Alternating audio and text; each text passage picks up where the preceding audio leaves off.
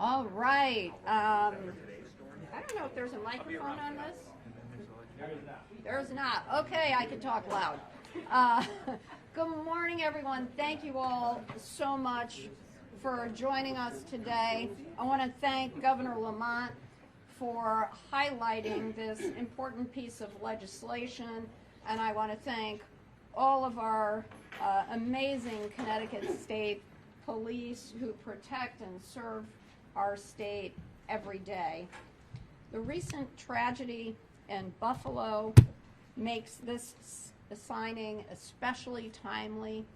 Here in our state, we've seen a rise in racist incidents, whether it's in Enfield or Suffield or in other communities. The Anti-Defamation League has noted a rise in these incidents, and we need real change and real action, and there's no better time to act than now. This piece of legislation that we're signing today requires the development of a reporting system, creating best practices, and a model investigation policy for law enforcement units to use when these types of crimes are suspected. Our state will continue to lead and be a model once this law is signed. We want to be very clear that hate has no home in Connecticut, and the governor and I are going to do everything we can to keep the people of Connecticut safe, and we want to inspire everyone to treat each other with dignity and respect. And we are very proud today to first introduce the leader of our Department of Public Safety, Commissioner Ravella. Commissioner. Thank you.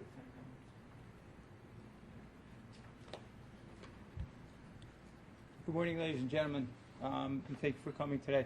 It's an important day. We look at the national trends, of which Connecticut is not unique. We see the ripple effects nationally through our state. Today's bill signing gives us some more tools in that toolbox that we're able to use. It creates a statutory hate crimes unit for the Connecticut State Police. The investigation unit is already staffed and has been staffed with a sergeant and a couple of detectives that are already working diligently on different incidents around the state. The purpose, prevent and detection of criminal activity in regards to hate crimes. We're also going to have to shore up our data collection and what we do with that data collection and dissemination, not only locally, but publicly. And we have to rely on our post council. Our post council is made up of chiefs, civilians, law enforcement experts from around the state that will contribute to not only a model policy, develop best practices, and it'll also include our statewide advisory council on hate crimes, of which some of those folks are here today. Amy, Judge, thank you for coming. Now, this idea was brought up by Sen Anwar a couple years ago, and we actually were entirely on board with it. We saw the trends that were coming. Post George Floyd, we saw the uptick in African American hate crime, and during COVID, we saw the uptick in Asian hate crime. So, as what happens nationally does ripple through us, but we don't just operate in a silo. Besides our Hate Crimes Advisory Council, there's the AG's office, there's the FBI, there's the Justice Department, and now the state police and our local municipalities. We were no longer going to operate in that silo. So, thank you very much for coming, Lieutenant Governor. Thank you very much. Commissioner, thank you so much for having us. In the aftermath of the George Floyd murder, our state formed a hate crimes advisory council, and we're very proud to have the co-chairs of that council come forward to say a few words. Amy Lynn Meyerson and Judge Doug Levine, if you would come up and say a few words, please. Thank you, Mr. President and Governor Lamont. The Advisory Council is very pleased to have the opportunity to work collaboratively with the legislature, the governor's office, and of course, Commissioner Ravella and his office in law enforcement to continue to work to prevent hate crimes and also to combat them and find remedies for the victims of hate crimes. And in that vein, the council continues to research and explore different ways to improve the hate crimes reporting system and also the legislation to fight hate crimes. And Judge Levine, would you want to speak a little bit Thank you about our work very there? much, and thank you, Governor, and thank you everyone who's here. The Hate Crimes Advisory Council has been hard at work since last August. We've broken down into subcommittees and to working groups of subcommittees. We are each studying various very important areas that relate to how to better investigate, prosecute, sentence, deal with hate crimes on a variety of levels. That is coming to fruition. We're now at the point where we are actually, each subcommittee is working on drafting recommendations, which we will present to the legislature and to the governor before October, which is when the statute requires us to do that.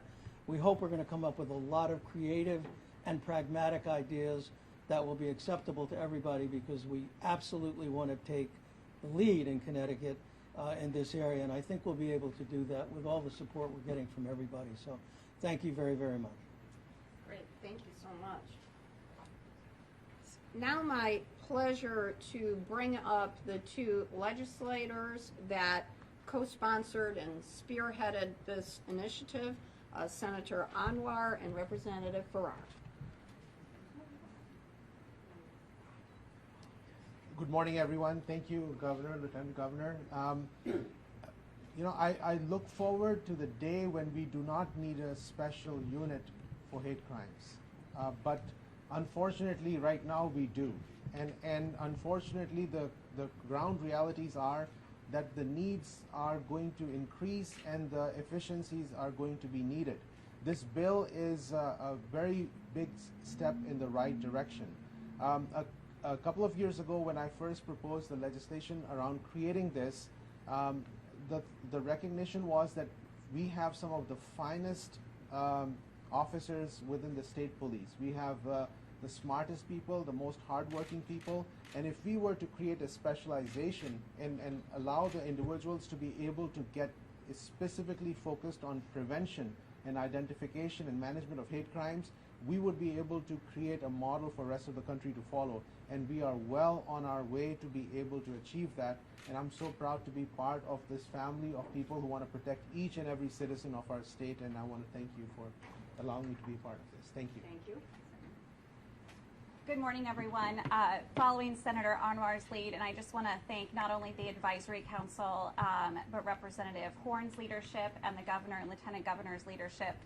I know for myself personally, this was a conversation in the last couple of years that we would have around the dinner table. I'm the wife of an Asian American, have Asian American family members, and particularly the rise in hate crimes against Asian Americans that we've seen in our country really has created an environment for so many, not just recently, but you can kind of look across history where people feel unsafe in their own community.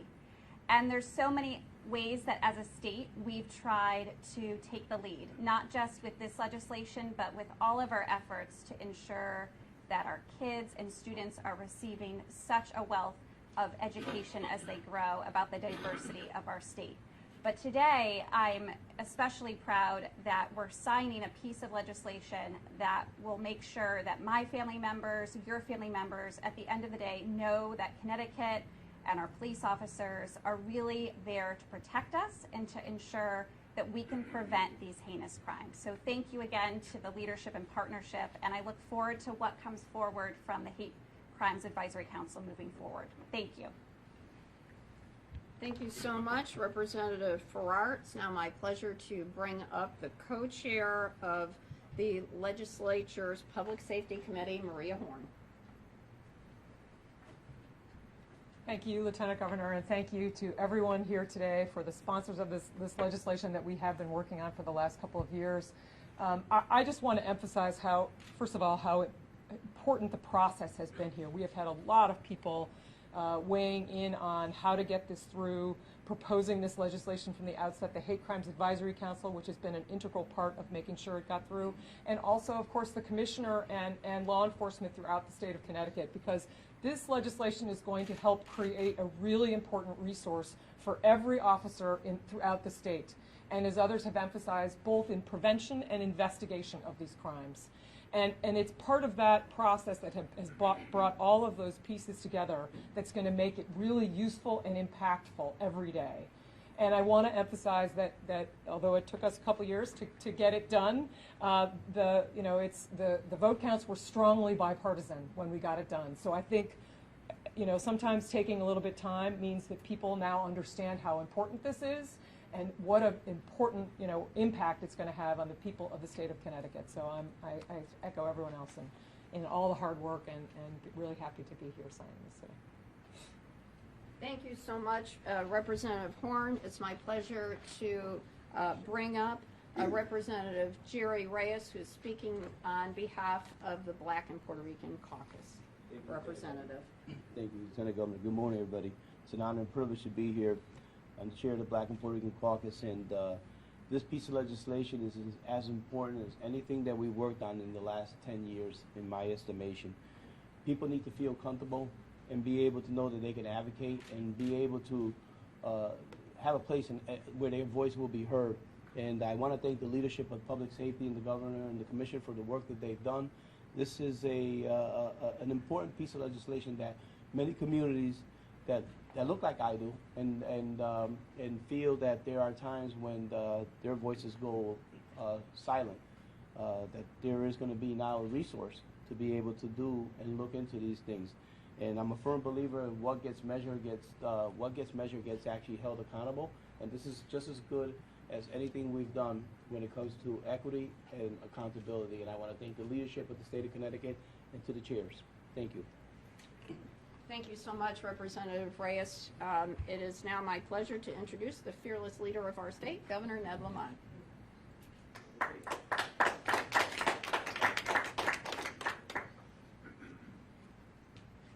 I think we all thought this was particularly important now, 2.5 years of COVID health and how that impacted different segments of our communities and how it unleashed some demons. And that includes the racist-backed attacks that are what we call our hate crimes. And I didn't always understand why you needed a special unit for hate crimes, as Saud said, but beginning to see there are a lot of tells for these folks, online, a lot of tells in terms of the greater community.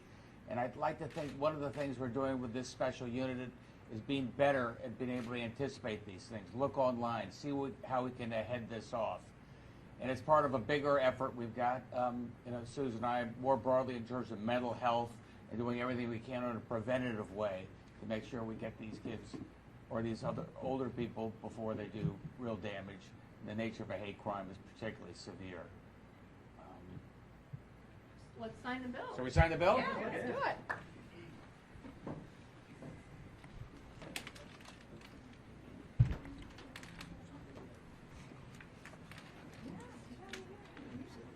I know, I love it.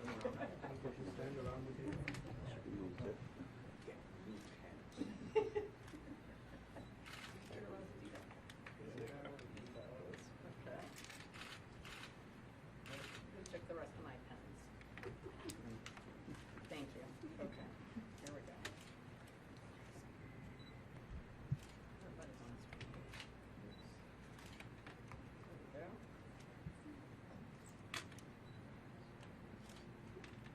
I want to practice this. I'm getting the hang of it. You are. You are. There you go. Oh, we're done. Wait, Oh. go make sure the last one is. Oh. All right, good try, Gov. In full, Susan. Go. And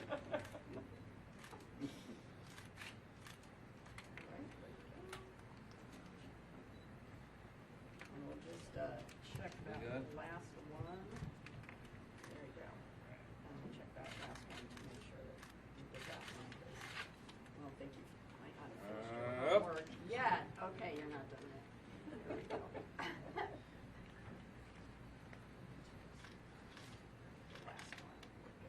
a lot more pens because the thing is so important.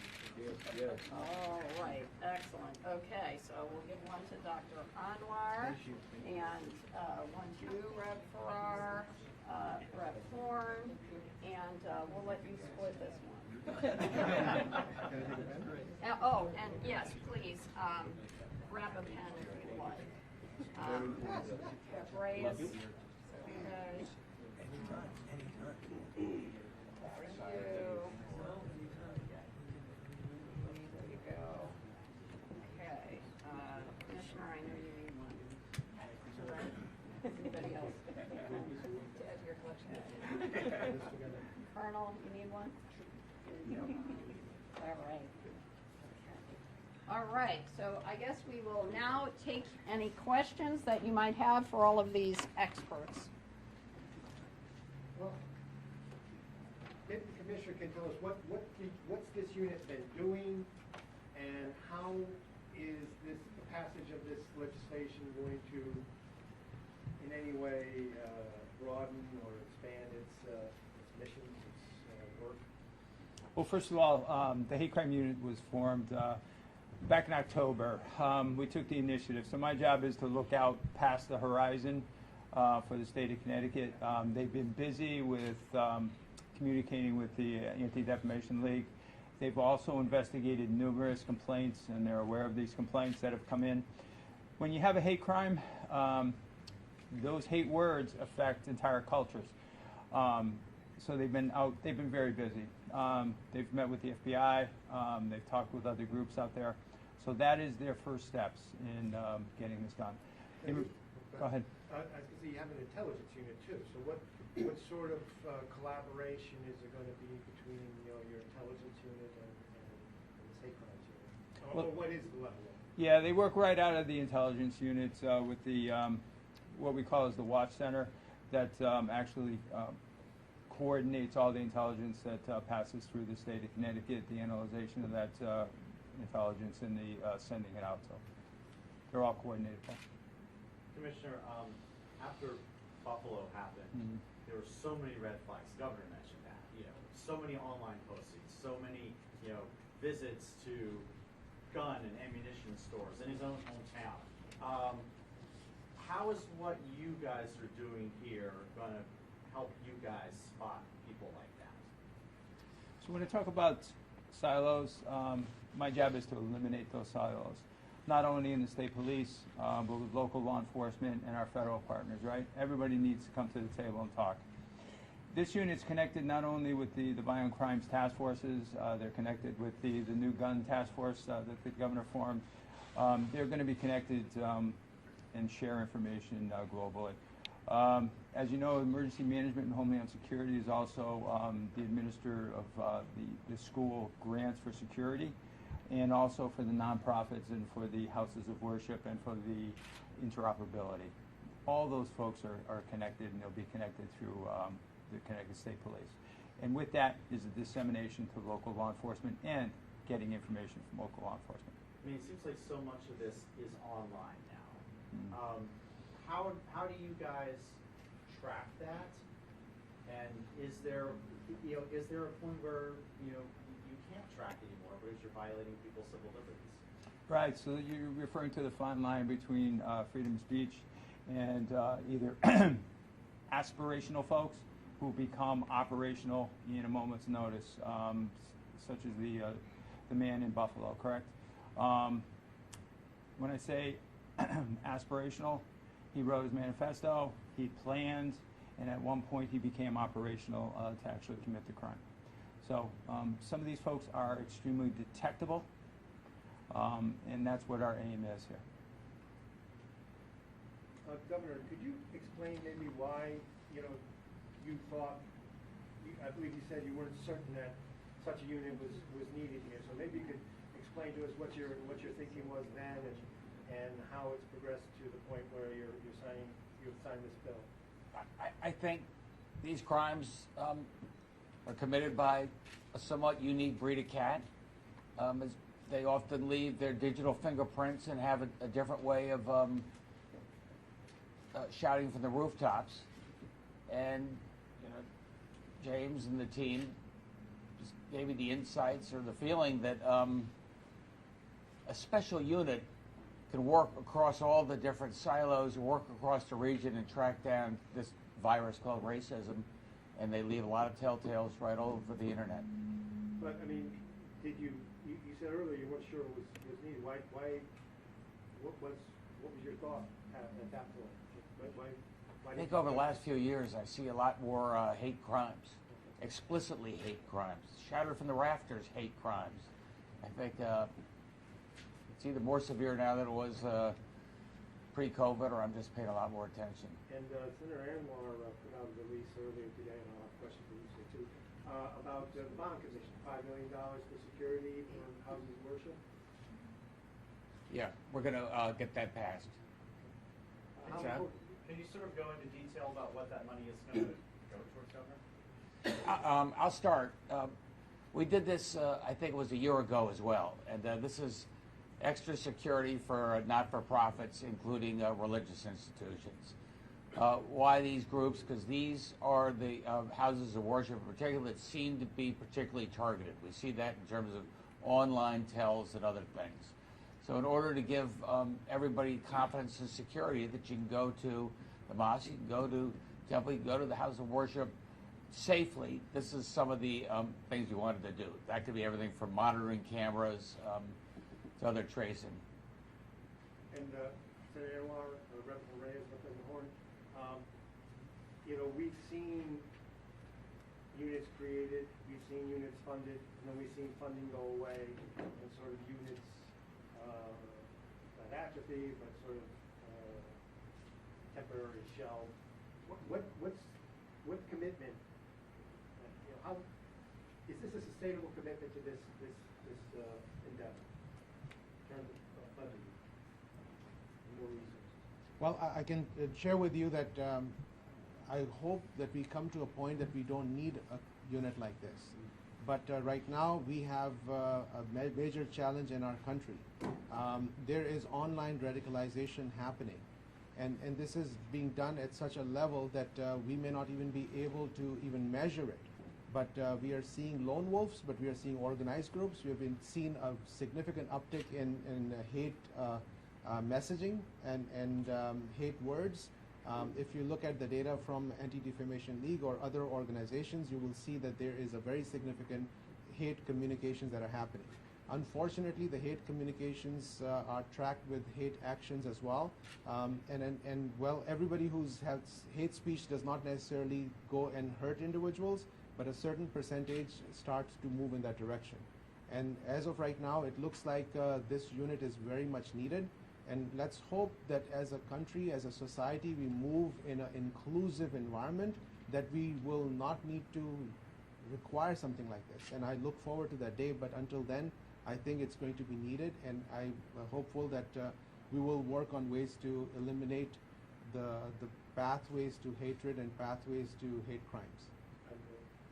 So I would echo what Senator Anwar just said in terms of the need being obvious and great. You know, pretty much every week, every month, we get a new national report about the extent of the increase in hate crimes, and in particular, these crimes are among the most corrosive ones we have, because they go after the bonds that tie us together as communities and as a state, and so I think the need is obvious. And I think the fact that it's, to your question about whether it's sustainable, the fact that, the commissioner has already begun this work.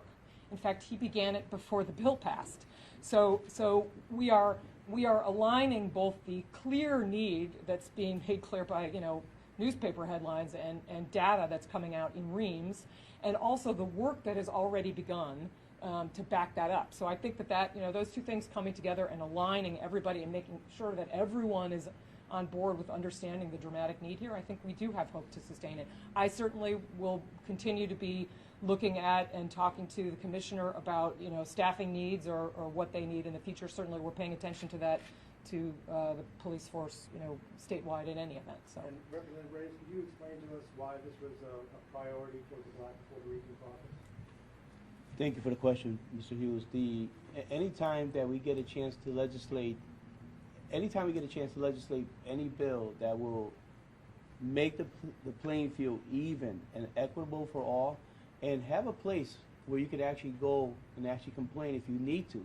I think that Commissioner Ravella starting this before the bill was even signed, I think is sign indicative of the times that we live in. And I believe that the state of Connecticut is being proactive in doing this. We don't need to see another situation like Buffalo here. We know we know that that evil's out there. We know that hate crimes are out there. We live in a very, very technical world, and in my estimation, the gentlemen and ladies that work here and with this information, they know so much more than we know. And if they're concerned, I'm ultra concerned, because I know that I don't even know, I barely know the tip of what's really going on when it comes to hate crime. So imagine what we don't know. So this unit is needed more than ever now. And Mr. Hughes is very simply put, it's about making sure that we address it, it's out there, and that we stop it. And Paul, can I just say, as long as the governor and I are in charge, you have our commitment to use whatever resources are at our disposal to combat hate in our state. In what way will state police and this unit work with local law enforcement? So it's spelled out, I guess, in this legislation. There's a couple facets to that. It is spelled out in the legislation in regards to post-council. And the representative post-council formulating a standardized policy and procedure for local law enforcement. It also connects us even more with the 14-day requirement to receive the hate crimes from the local law enforcement. That gives us an opportunity to develop patterns and trends that we can do something about. And Commissioner, while you're up there, Sure. For folks at home, can you just kind of run us through a real-world scenario, something that a local department might get their eye on, and kind of explain what the process will be once that happens? Okay, let me take one that's already out there, Sergeant. I hope I don't interfere with anything. There was a blanketing of flyers. There was a blanketing of stickers in certain locations that has now become connected to a group that's popped up in different jurisdictions. So the hate crimes unit has already been aware of that. They began connecting local law enforcement. There's been an advisement on CTIC, which is the fusion center for the state of Connecticut, and there's only about 80 of those in the country, and they're in charge of the intelligence. So everyone is connected, watching if it becomes more than inspirational. So how do you monitor that then? Be a little more precise. Yeah, sorry. Yeah. So you're aware of the groups, you're aware of the flyers and the stickers. At this point, what is the Fusion Center? What does the division do to try to, I guess, monitor the group, see if there's another threat upcoming?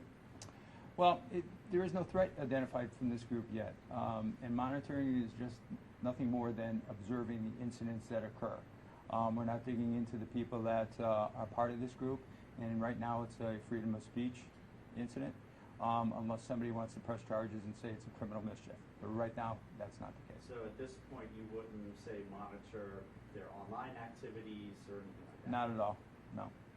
Do local law enforcement need to be trained in a certain way as well?